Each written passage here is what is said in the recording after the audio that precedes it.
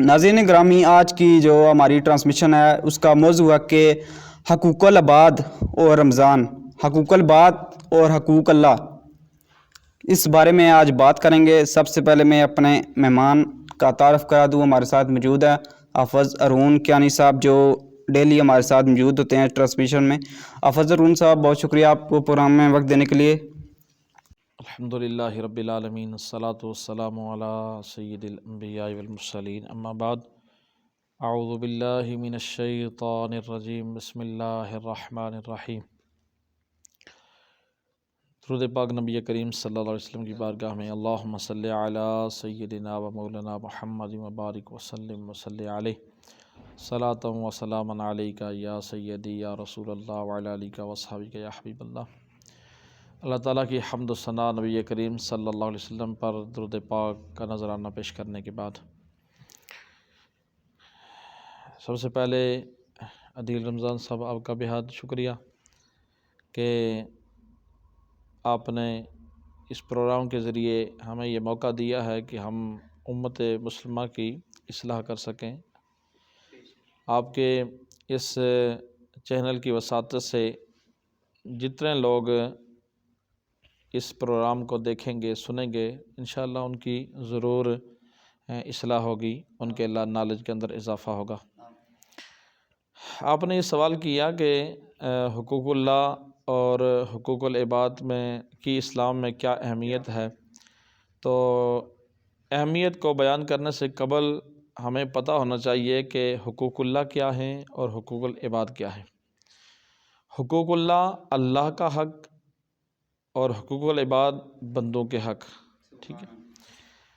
تو اللہ کا حق کیا ہے اور بندوں کا حق کیا ہے، اس کے حوالے سے یہاں پر قرآن مجید فرقان حمید کی ایک آیہ مقدسہ اس کے حوالے سے میں عرض کروں گا کہ جس کے اندر اللہ رب العالمین نے حقوق اللہ کی تعلیم دی ہے، حقوق اللہ کی بھی تعلیم دی ہے اور حقوق العباد کی بھی تعلیم دی ہے۔ آیت کی ابتدا یوں ہے کہ وَاعْبُدُوا اللَّهَ وَلَا تُشْرِكُوا بِهِ شَيْئًا۔ اللہ رب العالمین ارشاد فرماتا ہے کہ اور اللہ کی عبادت کرو اور اس کے ساتھ کسی کو شریک نہ ٹھہراؤ، ٹھیک ہے۔ یہ اللہ کا حق ہے کہ اسی کی عبادت کی جائے۔ اللہ وحدہ لا شریک ہے، اس کا کوئی شریک نہیں، کسی طرح بھی شریک نہیں، نہ تخلیق کے اندر نہ عبادت کے اندر، بلکہ وہ وحدہ لا شریک ہے۔ صرف اسی کا حق ہے کہ اسی کی بارگاہ میں سجدہ کیا جائے، اسی کی عبادت کی جائے۔ تو یہ حقوق اللہ ہیں، اور حقوق اللہ میں نماز ہے، روزہ ہے، حج ہے، زکوٰۃ ہے اور جہاد ہے، یہ سارے حقوق اللہ کے اندر آتے ہیں۔ حقوق العباد بندوں کے حق ہیں، بندوں کے حق کی آگے تفصیل ہے۔ اسی آیت کی روشنی میں مزید اس آیت کا سہارا لے کر بات کو آگے بڑھاتا ہوں۔ فرمایا سب سے پہلے وبالوالدین احسانا، والدین کا حق بیان کیا گیا، اور وبذی القربی، اور رشتہ داروں کا حق بیان کیا گیا کہ ان کے ساتھ حسن سلوک کیا جائے، اور والیتامی، یتیموں کا حق بیان کیا گیا، والمساکین، اور مساکین کا حق بیان کیا گیا، والجار ذی القربی، اور یہاں پر اللہ رب العالمین نے ہمسایوں کے حقوق کو بیان کیا، والجار الجنوبی، اور پاس بیٹھنے والے ان کے حقوق کو بیان کیا، والصاحب بالجنب وابن السبیل، ہمسایوں کے حقوق بیان کیا اور پاس بیٹھنے والوں کا حق بیان کیا، اور اسی طرح اللہ رب العالمین نے وما ملکت ایمانکم، لونڈی غلام، ان کے حقوق کو بھی بیان کیا۔ 8 قسم کے حقوق ہیں جو قرآن پاک نے بیان کیے ہیں۔ اب ان میں سے ہر ایک کی تفصیل ہے۔ اہمیت یہ ہے کہ حقوق اللہ بھی اپنی جگہ بہت اہمیت رکھتے ہیں، اور حقوق العباد بھی بہت اہمیت رکھتے ہیں۔ حقوق اللہ اللہ کے حق ہیں، اللہ رب العالمین چاہے تو معاف فرما دے، ٹھیک ہے، وہ غفور الرحیم ہے، چاہے تو معاف کر دے، چاہے تو معاف نہ فرمائے۔ تو لہٰذا حقوق اللہ کو بھی ہمیں دیکھنا چاہیے، ان کو اہمیت دینی چاہیے اور ان کو اچھے طریقے سے بجا لانا چاہیے کہ یہ اللہ کے حق ہیں۔ اور حقوق العباد کا جو معاملہ ہے وہ انتہائی اہم ہے، اور حقوق العباد وہ ہیں کہ جو بندوں کے حقوق ہیں۔ اگر بندوں کے حقوق پورے نہ کیے اور ان کے اندر کمی اور کوتاہی ہوئی تو اللہ بھی اس وقت تک معاف نہیں فرمائے گا جب تک وہ بندہ جس کی حق تلفی کی ہے وہ نہ معاف کر دے۔ تو اس لیے جو حقوق اللہ ہیں اور حقوق العباد ہیں، دونوں اپنی اپنی جگہ بڑی اہمیت رکھتے ہیں۔ اب یہاں پر میں تھوڑا سا اس کو ان سارے جو بیان کیے گئے ان کو تفصیل کے ساتھ تو خیر نہیں، لیکن تھوڑا تھوڑا میں ڈیٹیل ان کی بیان کرتا ہوں حدیث مبارکہ کی روشنی میں۔ سب سے پہلے والدین کے حق کو بیان کیا گیا، اور دیگر مقامات پر بھی قرآن پاک میں جہاں پر اللہ تعالیٰ نے اپنی عبادت کا حکم دیا، وہیں پر والدین کے ساتھ حسن سلوک کا بھی حکم دیا۔ والدین کے حقوق اولاد پر کیا ہیں کہ اولاد والدین کا ادب کرے، ان کی اطاعت کرے، ان کی خدمت کرے، جہاں تک ہو سکے اپنا مال ان پر خرچ کرے۔ اور نبی کریم صلی اللہ علیہ وآلہ وسلم نے 3 مرتبہ فرمایا کہ اس شخص کی ناک خاک آلود ہو، اس شخص کی ناک خاک آلود ہو، اس شخص کی ناک خاک آلود، ان 3 مرتبہ حضور نے فرمایا۔ صحابہ نے فرمایا، صحابہ نے عرض کی کہ کس کی؟ تو نبی کریم صلی اللہ علیہ وسلم نے ارشاد فرمایا کہ جس نے ماں باپ دونوں یا دونوں میں سے ایک کو بڑھاپے میں پایا اور جنت میں داخل نہ ہوا، یعنی ان کی خدمت کر کے، ان کی اطاعت کر کے، ان پر مال خرچ کر کے، ان کو راضی کر کے جنت میں داخل نہ ہوا۔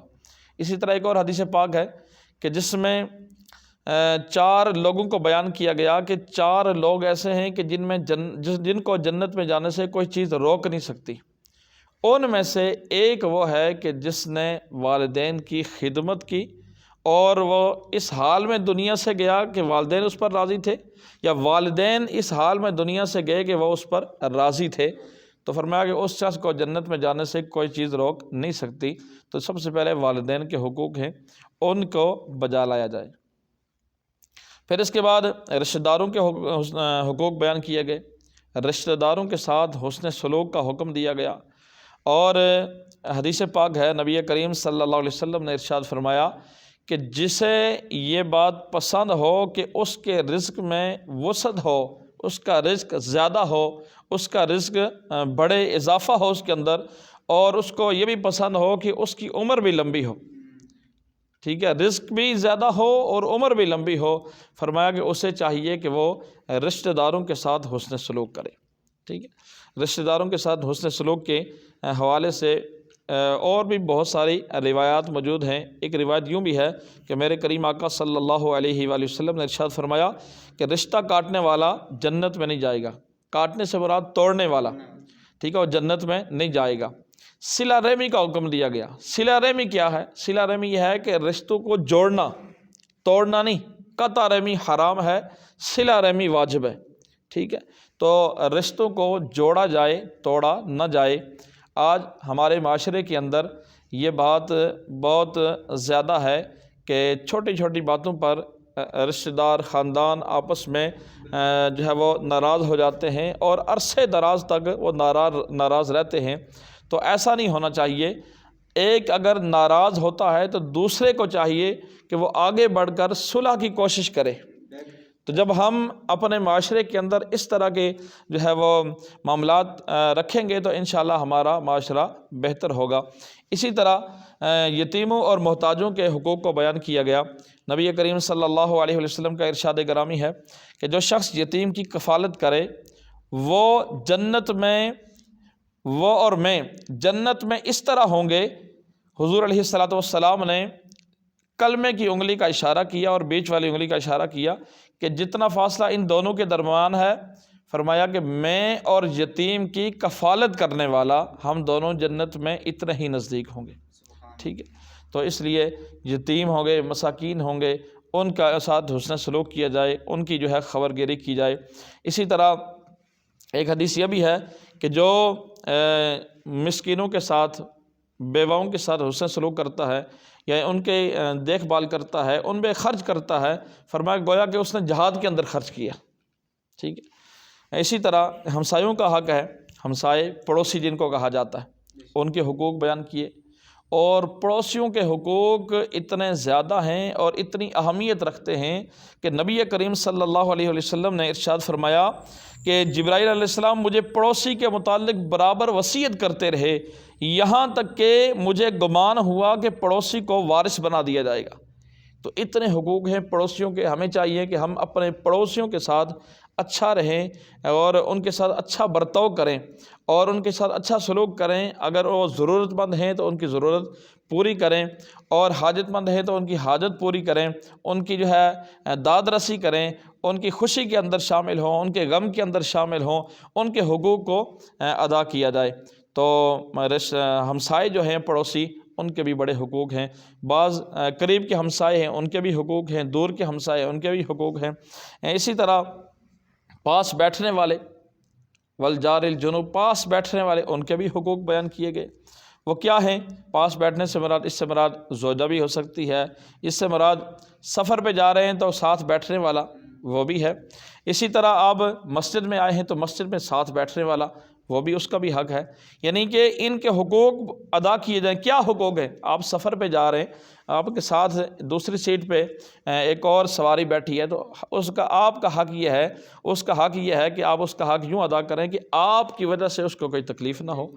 آپ اگر اس کو جو ہے اس کو کسی چیز کی ضرورت ہے، آپ اس کی ضرورت پوری کر سکتے ہیں تو آپ اس کی ضرورت پوری کریں۔ اسی طرح مسجد میں بیٹھے ہیں، کسی بھی مجلس میں بیٹھے ہیں، تو جو آپ کے ساتھ بیٹھنے والا ہے وہ آپ سے تنگ نہ ہو اور آپ کی وجہ سے اسے کوئی تکلیف نہ پہنچے، تو یوں پاس بیٹھنے والے ان کے بھی حقوق قرآن بیان کرتا ہے۔ اسی طرح پہلے زمانے میں مسافر ہے، مسافر کے حقوق کو بھی بیان کیا گیا۔ نبی کریم صلی اللہ علیہ وسلم کا ارشاد گرامی ہے کہ جو شخص اللہ تعالیٰ اور روز قیامت پر ایمان رکھتا ہے تو وہ مہمان کا اکرام کرے۔ مسافر راہ چلتا ہوا اور جو جہاں سے گزرے، جس کو پتہ ہو کہ یہ مسافر ہے تو وہ اس کو اپنا مہمان بنائے، اس کو کھانے کی ضرورت ہے تو کھانا کھلائے، کسی اور چیز کی ضرورت ہے تو وہ چیز اس کو دے۔ اسی طرح پہلے دور میں لونڈیاں اور غلام ہوا کرتے تھے، ان کے بھی حقوق بیان کیے گئے۔ نبی کریم صلی اللہ علیہ وسلم نے فرمایا کہ غلام تمہارے بھائی ہیں، اللہ نے انہیں تمہارے ماتحت کیا ہے، تو جو تم کھاتے ہو اس میں سے انہیں بھی دو، جو تم پہنتے ہو اس میں سے انہیں بھی پہناؤ۔ یعنی ان کے حقوق کا بھی خیال رکھو اور ان کی طاقت سے زیادہ ان پر بوجھ نہ ڈالو، اور اگر ایسا ہو تو تم بھی ساتھ ان کی مدد کرو، یعنی کہ ایسا کام ہے کہ وہ ان کی طاقت سے بڑھ کر ہے، تو فرمایا کہ تمہیں بھی چاہیے کہ تم ان کا ہاتھ بٹاؤ اور ان کی مدد کرو۔ تو بڑی اہمیت ہے یہاں پر حقوق العباد کی۔ تو حقوق اللہ بھی بڑی اہمیت رکھتے ہیں اور حقوق العباد بھی بڑی اہمیت رکھتے ہیں۔ 8 قسم کے یہ حق بیان کیے گئے۔ ماشاءاللہ، سبحان اللہ، حافظ صاحب بہت اچھا آپ نے بیان کیا حقوق اللہ اور حقوق العباد کے حوالے سے۔ اللہ تعالیٰ ہم سب کو اس پر عمل کرنے کی توفیق عطا فرمائے۔ علامہ صاحب یہ بتائیے گا کہ کوئی شخص اگر اس میں کوتاہی کرے گا تو اللہ تعالیٰ نے اس کو کیا سزا رکھی ہے قیامت کے دن؟ حقوق اللہ جو ادا نہ کر سکے، جس طرح میں نے ابتدا میں عرض کیا، حقوق اللہ کے اندر اگر کمی ہو گئی اور حقوق العباد کے اندر اگر کمی ہو گئی اور وہ ادا نہ ہو سکے تو آخرت میں بڑا خسارہ ہے، اس بندے کو بڑا خسارہ ہے۔ تو یہاں پر قرآن پاک اس حوالے سے ہماری یہاں پر بھی بڑی رہنمائی کرتا ہے۔ امام غزالی رحمۃ اللہ تعالیٰ علیہ بھی اپنی کتاب احیاء العلوم کے اندر اس کے حوالے سے بڑا خوبصورت ہمیں درس دے رہے ہیں کہ حقوق العباد کو ادا کرنا اور بندوں کے جو حق ہیں ان کو ادا کرنا یا ان سے معاف کرانا انتہائی ضروری ہے۔